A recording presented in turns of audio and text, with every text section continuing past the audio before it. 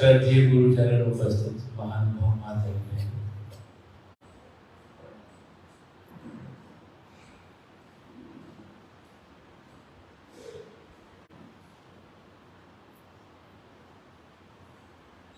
कवि ने बड़ी सुंदर बात कही।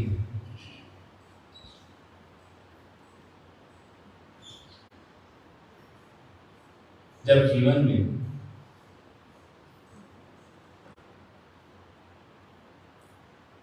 पहली बार जब हमें कोई सद्गुरु का मिलन हो जाता है, उनसे मुलाकात हो जाती है,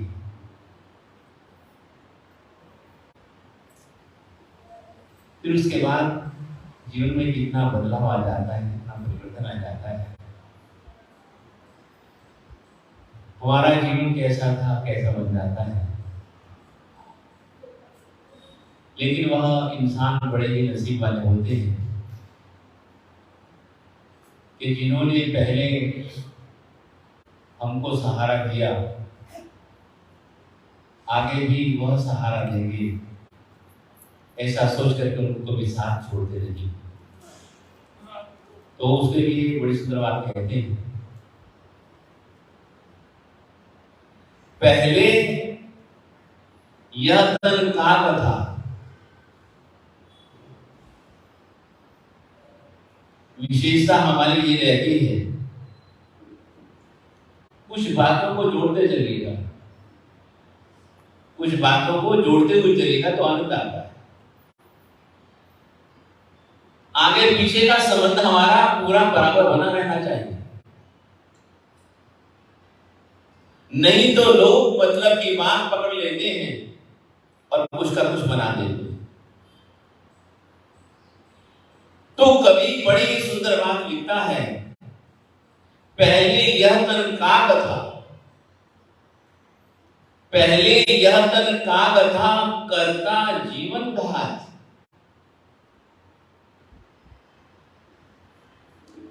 अब तो मन हंसा भया, मोती चुग चुग घात।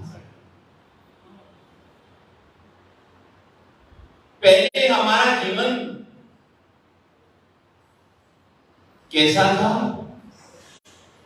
कौवे के समान था।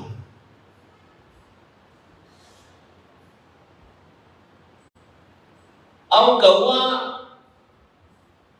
हमारे महापुरुष कहते हैं, काको विजीवति चिरम बलिम च घूमते।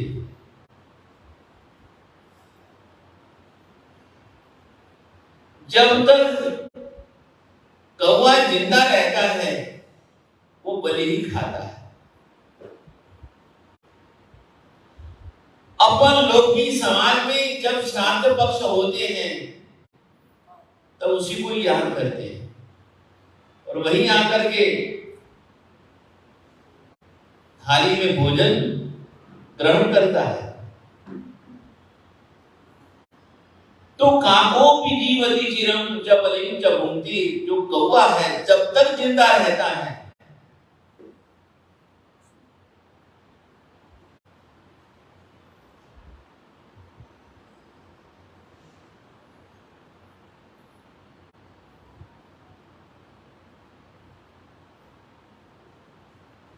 जब तक वह जीवित रहता है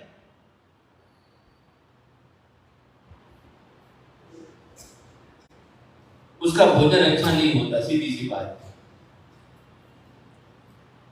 लेकिन जैसे जैसे गुरु महाराज हमको मिल जाते हैं उसके बाद फिर हमारा भोजन बदल जाता है, हमारी सोच बदल जाती है, हमारा व्यवहार बदल जाता है, सब कुछ बदल जाता है।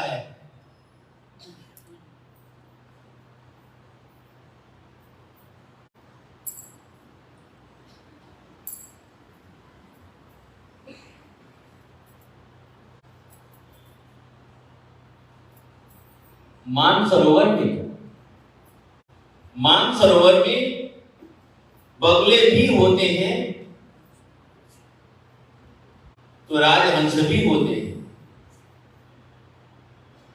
मान सरोवर में सभी चीजें हैं। जो हराज हंस है वह अपना भोजन चुन लेता है, और जो बगुला है वह अपना भोजन चुन लेता है।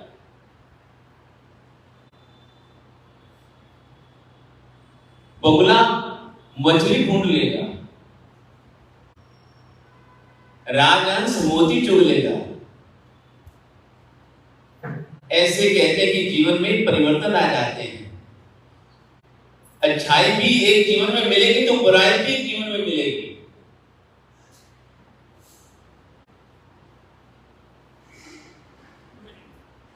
लेकिन आज हम उस बात के ऊपर चर्चा करेंगे। आपने दुनिया में रहते हुए देखा भी होगा, अनुभव भी किया होगा। आपने दुनिया में रहते हुए देखा भी होगा और अनुभव भी किया होगा।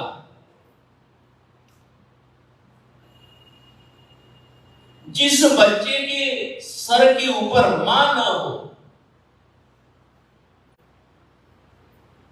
पिता की बात नहीं कह रहा हूं, पिता की बात नहीं कह रहा हूं। जिस बच्चे के जीवन में, जिस बच्चे के सर के ऊपर मां न हो, उसका जीवन अधूरा रह जाता है। और दूसरी बात, जिस बच्चे के जीवन में पिता न हो, केवल मां हो, फिर जीवन अधूरा नहीं लगता है। फिर जीवन आप अनुभव कीजिए, जिसके जीवन में मां नहीं है, जिसके जीवन में मां नहीं है, बचपन में ही स्वर्गवास हो चुका है। मां कह रहा हूं, सौतेली मां नहीं कह रहा हूं, ये भी याद रखिएगा। जिस बच्चे के जीवन में मां नहीं है, उसका जीवन अधूरा रह जाता है। और जिसके जीवन में पिता नहीं है, केवल मां है, उसका जीवन कभी भी अधूरा नहीं रह सकता है। ये बात निश्चित है। इसलिए जीवन में महापुरुष के जितना मां का महत्व है, पिता का भी है, पिता का भी है। लेकिन जब दोनों की तुलना करते हैं तो मां का जो दायित्व है, मां का जो फर्ज है, वो ज्यादा नजर आता है। मां का जो फर्ज है वो ज्यादा नजर आता है।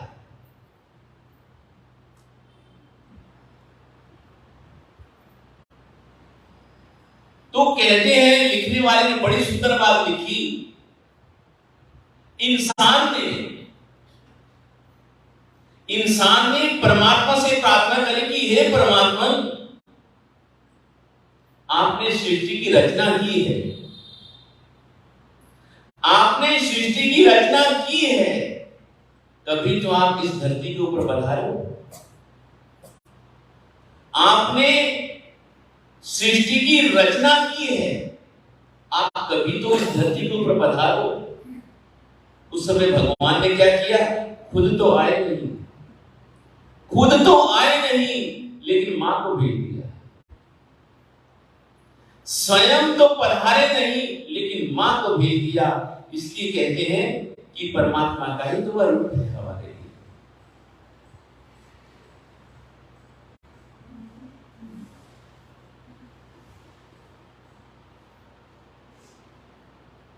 एक स्कूल में, छोटी सी बात है, स्कूल में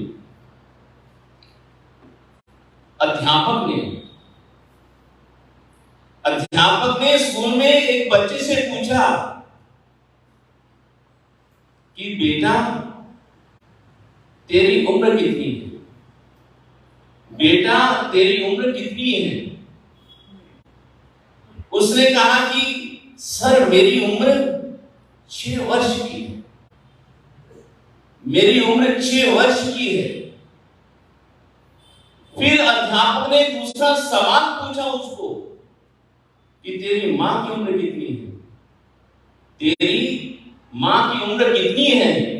उसने कहा सर सीधी सी बात है, जितनी मेरी उम्र है उतनी मेरी मां की उम्र है। ये कैसी बात हो गई?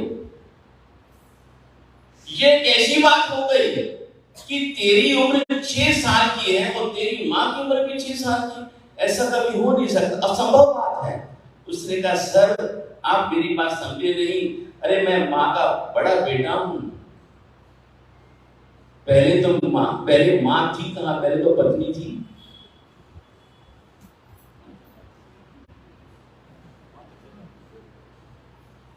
पहले तो पत्नी थी, मां तो मेरे जन्म के बाद तो बनी। पहले मां नहीं थी, पहले क्या थी? पहले पत्नी थी, मेरे जन्म के बाद ही तो मां बनी।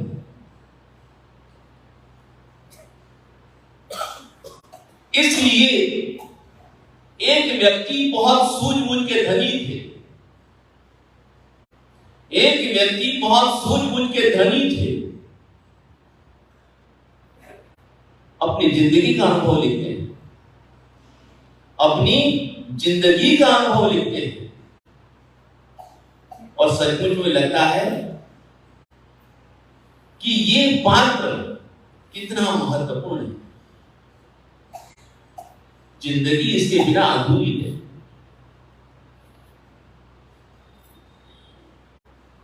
उसने कहा कि एक बार मेरे मन में ये इच्छा हुई कि मैं पागल खाना देखूं।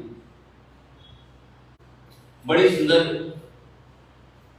ज्ञान गर्भित बात है, एक अनुभव की बात है। एक तो जो ग्रंथों में लिखी हुई बात होती है वो भी एक अच्छी होती है, लेकिन एक अनुभव से जो गुजरी हुई बात उसकी बदलती तो और ज्यादा अच्छी होती है। उसने लिखा कि मैं एक बार इच्छा हुई कि पागल खाने का अवलोकन करूं। मैं पागल खाने गया, जो वहां पर व्यवस्थापक महोदय थे, मैं उनसे जाकर के मिला। मैंने कहा कि मैं पागल से मिलना चाहता हूं, मैं पागलों का देखना चाहता हूं, मिलना चाहता हूं।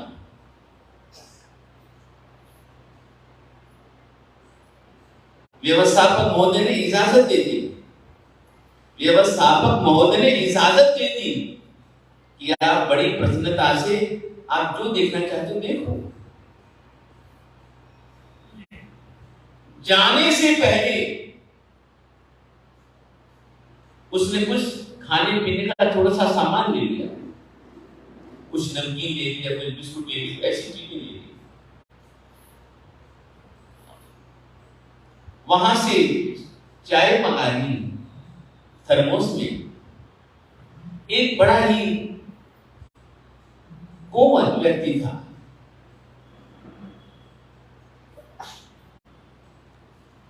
उसका मन किया चलो इसके पास में जाता हूं। उसने सोचा चलो इसके पास में जाता हूं। वह उसके पास में गया, वह उसके पास में गया, अपने हाथों से उसने उसको कुछ बिस्कुट खिलाया, नमकीन खिलाया, पूछा कि भैया आपको और क्या चाहिए? उसने कहा कि बस मुझे कुछ नहीं चाहिए। जैसे ही वह व्यक्ति प्रेम से उसको भोजन कराता है, बिस्कुट खिलाता है, नमकीन खिलाता है, इतने प्यार से उसने उसको नमकीन और बिस्कुट खिलाए, उसकी आंखों में पानी आ गया। बड़े प्रेम से उसने अपने हाथों से चाय पिलाई, उसकी आंखों में पानी आ गया। अब आप, मुझे तो बड़ा अच्छा लगता है, उसकी आंखों में खिलाते खिलाते पानी आ गया। श्री ललित कुमार जी व्यक्ति समझदार था, व्यक्ति समझदार था। उस व्यक्ति ने चिंतन किया, मनन किया, विचार किया कि इस व्यक्ति को जीवन में प्यार नहीं मिला है, इसलिए ये पागल हो गया है। पहली बात, इस व्यक्ति को जीवन में स्नेह दुलार नहीं मिला है, इसलिए ये इस अवस्था में आ गया है। एक बात उसके दिमाग में आ गई, पढ़ा लिखा था, सूरजकुल का धनी था। अब तो वह करता क्या है, इसकी खोज करता है। खिला करके चला नहीं गया, खिला करके चला नहीं गया, वहां बैठा है, उससे बातचीत करता। पहले वह रो रहा था, जब 10-15 मिनट, आधे घंटे तक उसने उससे बात की, उसके चेहरे के ऊपर कुछ प्रसन्नता नजर आई। उसने उसके चेहरे के ऊपर कुछ प्रसन्नता नजर आई। अब उसको निर्णय हो गया,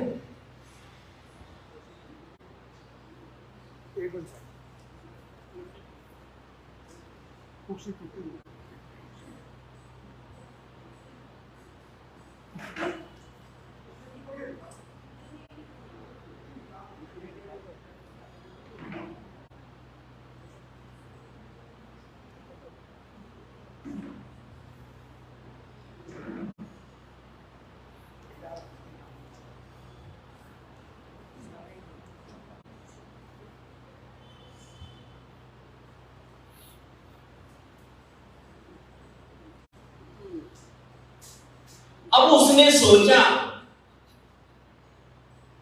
कि अब और खोजबीन करनी चाहिए। वह भी भावुक हो गया, सोचने लगा कि अब इसको पता लगाना चाहिए, कि गहराई में जाना चाहिए।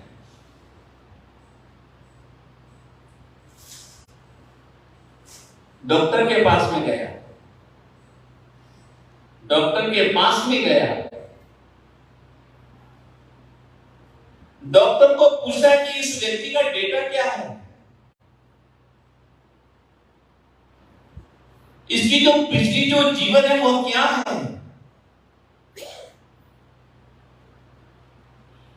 सारा डेटा देखने के बाद, सारी चीज जानने के बाद उसने यही अनुमान लगाया कि बचपन में इसकी माता जी की मृत्यु हो गई थी। बचपन में इसकी माता जी की मृत्यु हो गई थी। परिवार में पिताजी ने सब कुछ होते हुए भी, सब कुछ होते हुए भी धन धान्य की कोई कमी नहीं थी। बहुत बड़ा कारोबार था, बेटे को कोई कमी नहीं थी, बेटी को कोई कमी नहीं थी। जो चीज खाना चाहे सब चीज इसे मिल जाती थी। इसकी देख रेख के लिए आया भी रख दी थी, शिक्षक भी रख दिए थे। कोई बात की कमी नहीं थी, कोई बात की कमी नहीं थी, कोई बात की कमी नहीं थी। लेकिन इसके मन में एक ही पीड़ा थी, सब कुछ होते हुए भी मां का इसे प्यार नहीं मिला, मां का इसे प्यार नहीं मिला। खाने पीने की कोई कमी नहीं, पैसे की कोई कमी नहीं, अच्छा कारोबार है, और सीधी सी बात है, पिता के पास में भी बच्चे के लिए समय नहीं था। पिता के पास में भी इतना बड़ा कारोबार था, बच्चे के लिए उसके पास में भी समय नहीं था। दाई माता नहला देती, लेकिन जो माँ का हाथ होता है ना, वो माँ का हाथ ही होता है। घर में सब कुछ सोने की व्यवस्था थी, डंलप के गद्दे थे, लेकिन गद्दा जरूर था, लेकिन माँ की गोद नहीं थी। माँ की गद्दा जरूर था, लेकिन माँ की गोद नहीं थी। इसलिए उसे हर समय किसकी याद आती थी? माँ की याद आती थी। किसकी याद आती थी? माँ की याद आती थी। आप लोग दुनिया में रहते हो, आप लोग दुनिया में रहते हो, सुनते ही होंगे आप लोग। आप लोग दुनिया में रहते हो, गृहस्थी में रहते हो, सुनते ही होंगे। मालूम नहीं देखा कि नहीं देखा, अनुभव किया कि नहीं किया आप लोगों ने। श्री जगदीश जी कहते हैं कि दुनिया में ये बात करती है ना, पहला पहला प्यार किसको कहते हैं?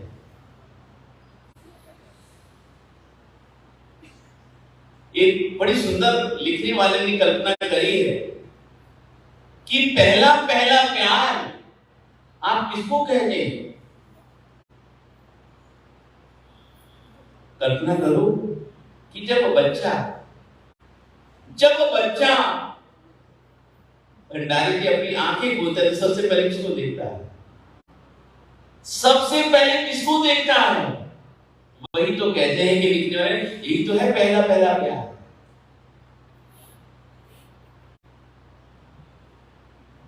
ये प्यार सच्चा प्यार है। ये संबंध अंतिम समय तक निभेगा, चाहे बेटा निभाए या ना निभाए, लेकिन मां हमेशा अपना दायित्व निभाती रहती है। पहला प्यार अंतिम प्यार, मां का भी पहला प्यार तो मां का भी अंतिम प्यार। जितना प्यार मां से मिल सकता है, उतना प्यार पत्नी से नहीं मिल सकता है। जितना दुलार मां से मिलता है, जो बातें करने में मां से मजा आता है ना सुचेती जी, और पत्नी से करने में मजा नहीं आता है। मां अपना साथ जिंदगी भर निभाएगी, मां अपना साथ जिंदगी भर निभाएगी, लेकिन पत्नी शादी हो जाने के बाद अपना घर अलग बसाने की सोचेगी। मैं भी छोड़ करके आई हूं तो तुम भी छोड़ दो। शादी से पहले कभी भी बेटा मां से अलग नहीं होता है। शादी से पहले बेटा कभी भी मां से अलग नहीं होता है, लेकिन अलग कब होता है? शादी के बाद। फिर दुनिया बढ़ती जाती, दुनिया बढ़ती जाती, दुनिया बढ़ती जाती, दुनिया बढ़ती जाती। पिता के पास किसी बात की कमी नहीं थी, लेकिन बच्चे को एक ही कमी लगती थी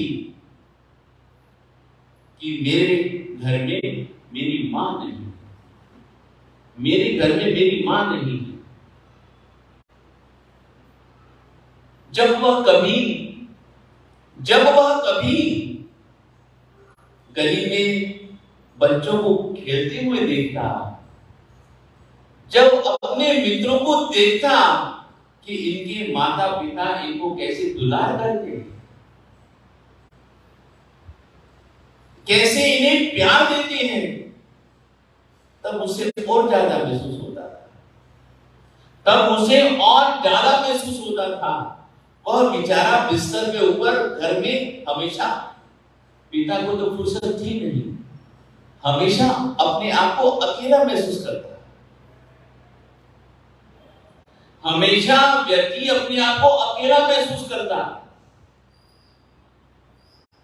और उसे मां की इतनी याद आती, इतनी याद आती, इतनी याद आती, रात भर करवटें बदलता है, रोता रहता है, मां को याद करता रहता है।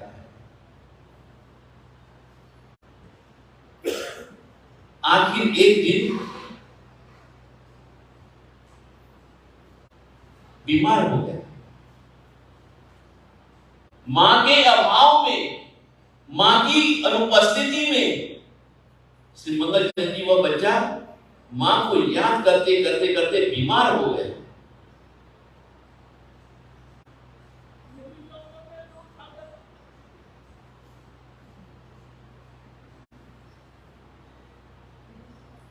इतना बीमार हो गया, इतना बीमार हो गया, ठीक नहीं हुआ। पिता के पास पैसों की कमी नहीं थी। पिता ने उसे उस अवस्था में यहां पर भेज दिया। डॉक्टर कहते यहां पर भेज दिया।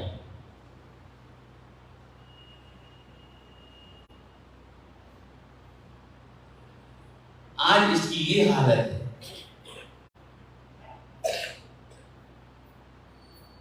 पिता को मरे हुए 25 वर्ष हो चुके हैं। पिता को मरे हुए 25 वर्ष हो चुके हैं। अब हम इस अकेले बच्चे को कहां जाएं, कहां लेकर के जाएं?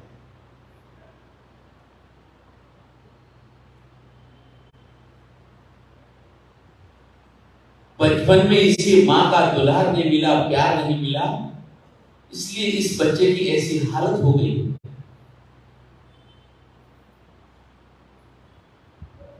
परिवार में पिता के पास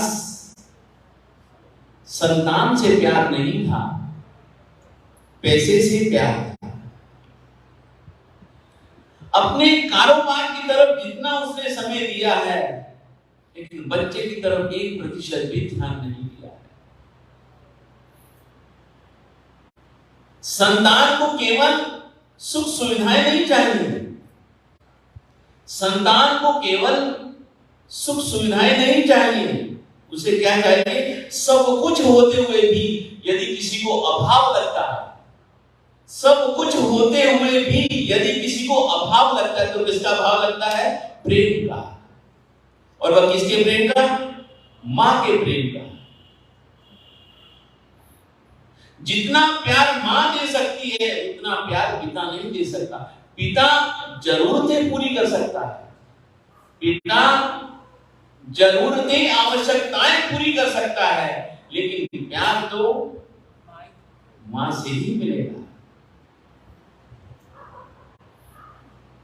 इसलिए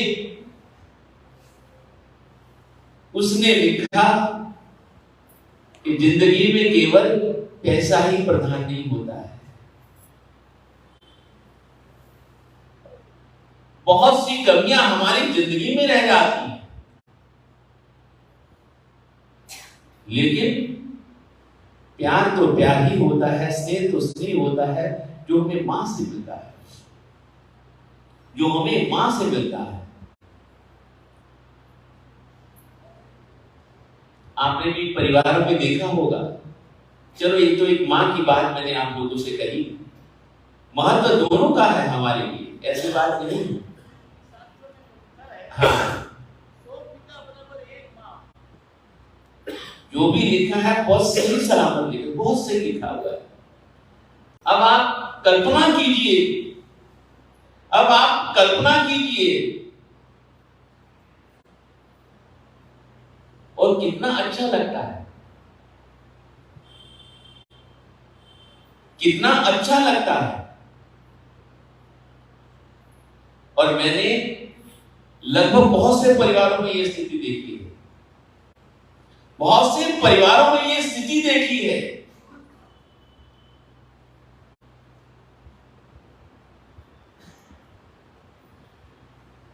मान लीजिए आपके एक बेटी, मान लीजिए आपके एक बेटी है, 2 साल की हो गई, 3 साल की हो गई। आपके एक बेटी है, 2 साल की हो गई, 3 साल की हो गई।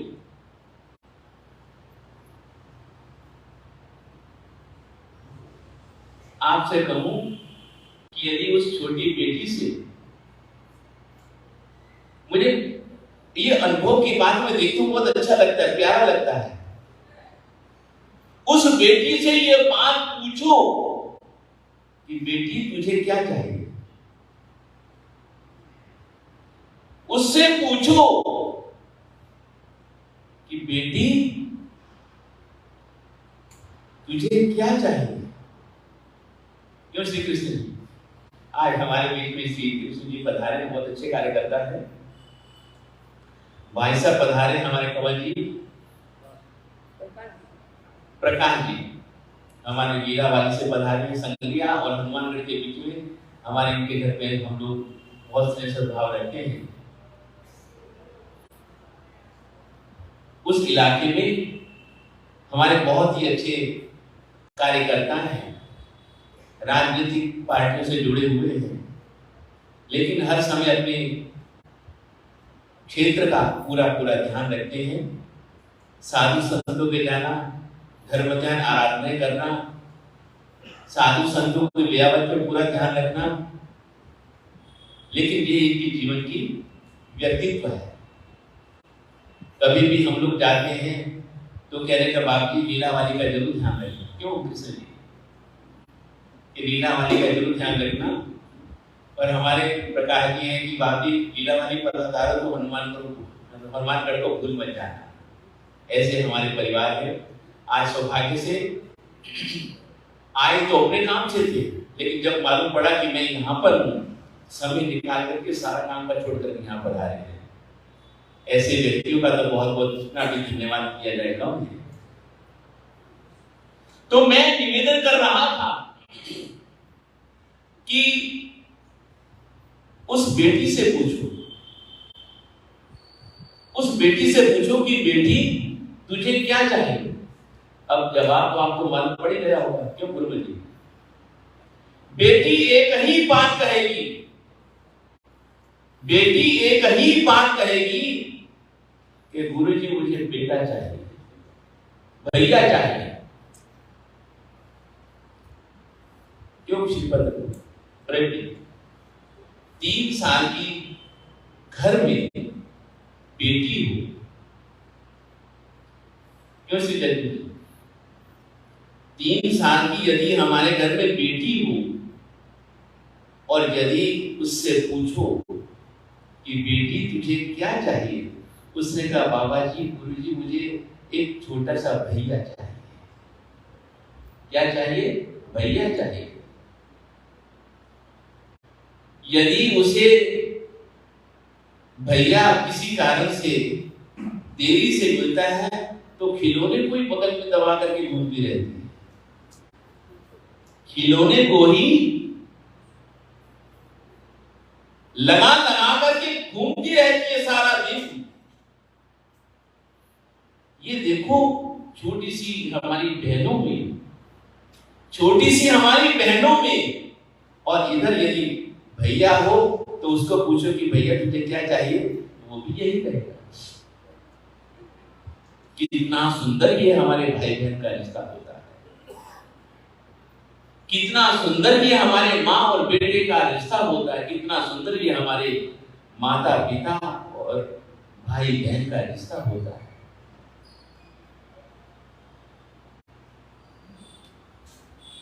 ये हमारे संसार में हम लोग देखते हैं, लेकिन आप लोगों से मेरे से कहना इतना ही है कि इन संबंधों को निभाइए। मेरा आपसे इतना ही कहना है कि इन संबंधों को निभाइए, इनकी गहराइयों के बारे में आप सोचिएगा कि इस प्रकार की प्रेरणा बेटी को कौन देता है, इस प्रकार की प्रेरणा बेटी को कौन देता है, इस प्रकार की प्रेरणा बेटी को कौन देता है। ये सब श्री महेंद्र जी गॉड गिफ्ट होती है। इसको महसूस करो, इसको महसूस करो, अनुभव करो, और अनुभव करके इन संबंधों को निभाओ। अनुभव करके इन संबंधों को निभाओ, बहुत मजा आता है। इतना मजा आता है मैं कुछ कह नहीं सकता।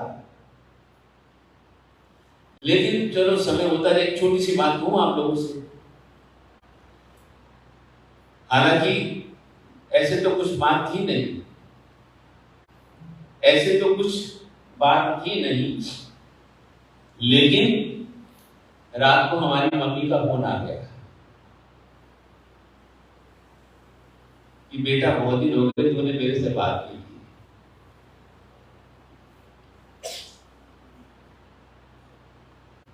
व्यस्त होने के कारण नहीं बात हो पाती, लेकिन जब भी बात होती है एक ही बात कहता हूं कि माता जी अब आशीर्वाद बनाए रखो, कृपा बनाए रखो, हम लोग सब ठीक ठाक हैं। आपकी कृपा से, आपके आशीर्वाद से हम लोग सब ठीक ठाक हैं। हमारा इतना स्थान हो जाने के बाद भी माँ का आशीर्वाद तो माँ का आशीर्वाद ही होता है। उनकी कृपा तो उनकी कृपा ही होती है। जब उन्हें कोई समाचार मिल जाते हैं कि तबीयत ठीक नहीं है, फटाफट समाचार आ जाते हैं, बेटा तेरी तबीयत कैसी है।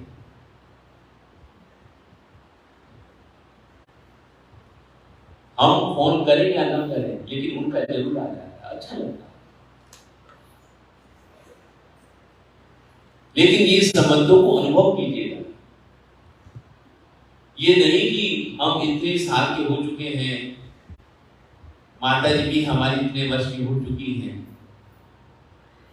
अब वह संयमी जीवन में है, हम भी संयमी जीवन में जी रहे हैं, लेकिन फिर भी माँ तो माँ ही होती है। कैसी भी स्थिति में क्यों ना हो, उजाला कर लेती है संतोष में जीवन में, स्वाध्याय करती रहती है। अच्छा लगता है जब उनका आशीर्वाद मिल जाता है। और सच्ची बात यह है कि माँ का आशीर्वाद फलता ही है सबको, एक बात नहीं, सबको। माँ का जो आशीर्वाद होता है वो सबको फलता है।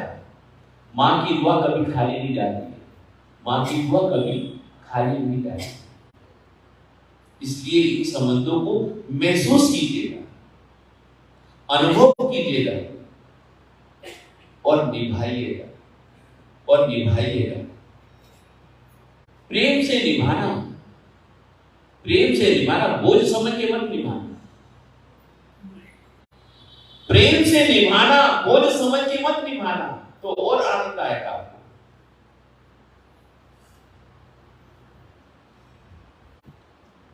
तो सबकी याद आती रहती है, अच्छा लगता है। नए भी जुड़ते रहते हैं तो पुरानों को भूलना नहीं चाहिए, नए भी जुड़ते रहते हैं तो पुरानों को भूलना नहीं चाहिए। लेकिन सोच के कुछ और आया था, लेकिन हम उस माँ को भी याद करेंगे जिन्होंने अपने इकलौते संतान को गुरुदेव के चरणों में समर्पित कर दिया। और वह कौन थे?